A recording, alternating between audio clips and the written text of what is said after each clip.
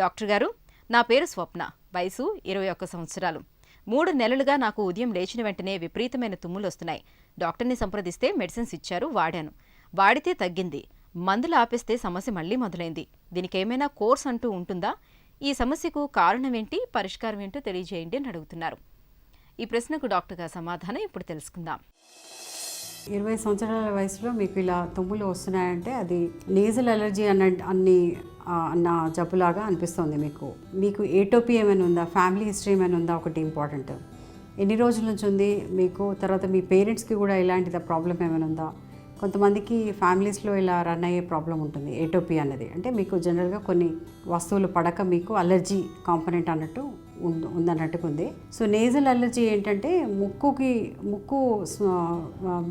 మ్యూకుల్లో ఉన్న చర్మం అనేది అది చాలా సెన్సిటివ్గా ఉంటుంది. ఏదైనా డస్ట్కి కానీ పోలన్కి కానీ ఎక్స్పోజ్ అయినప్పుడు ఈ తుమ్ములు రావడము ఇలాంటిది ఉంటుంది. సో జనరల్గా అలర్జన్స్ అంటే ఏమేమంటే డస్ట్, పోలన్, ఈ రెండింటి వల్ల వాటికి ఎక్స్పోజ్ అయినప్పుడు, ఇంట్లో క్లీనింగ్ చేస్తున్నప్పుడు, బుక్ షెల్ఫ్ క్లీన్ చేస్తున్నప్పుడు, ఇలాంటి సిచ్యువేషన్స్లో మీకు సడన్గా తుమ్ములు రావడము అలాంటిది ఉంటుంది. మార్నింగ్ లేవగానే తుమ్ములు రావడం అనేది చాలా కామన్ సిమ్టమ్ అది.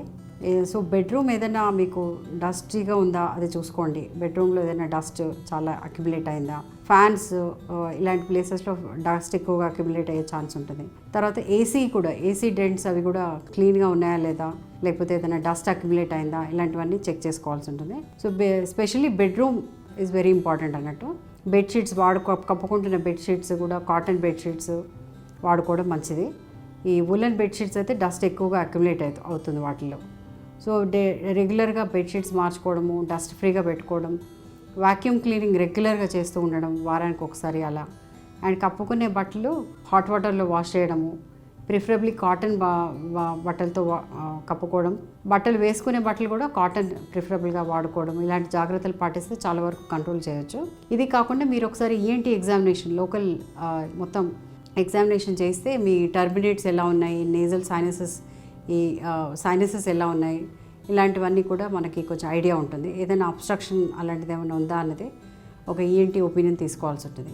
కాకుండా వీటితో పాటు మీరు routine blood test, blood counts, eosinophil count ఇలాంటివన్నీ కూడా చెక్ చేసుకోవాల్సి ఉంటుంది. సో ఇలాంటివన్నీ జాగ్రత్తలు పాటిస్తూ ఒకవేళ ఈస్నోఫిల్స్ ఎక్కువగా ఉంటే దానికి సరిపడే ట్రీట్మెంట్ వాడాల్సి ఉంటుంది. అండ్ సెట్రిజిన్తో చాలా రిలీఫ్ ఉంటుందండి. సెట్రిజిన్ అనేది యాంటీ హిస్టమినిక్, అది రిలీఫ్ ఉంటుంది, కానీ అది టెంపరీ రిలీఫే ఉంటుంది, వాడుకున్నప్పుడే రిలీఫ్ ఉంటుంది. మనం లోపల ఉన్న జబ్బును ట్రీట్ చేయాల్సి ఉంటుంది. సో దానికి మీరు ఇలా మొత్తం ఇవాల్యుయేట్ చేసుకోవడము, ఈఎన్టీ ఎగ్జామినేషను, తర్వాత బ్లడ్ టెస్ట్, ఈస్నోఫిలియా ఉంటే దానికి వేరే కోర్స్ వాడడము, ఒక్కొక్కసారి ట్రాపికల్ పల్మనరీ ఈస్నోఫిలియా అని చూస్తుంటాం మనం, దాంట్లో దగ్గు అలాంటిది వస్తుంటుంది.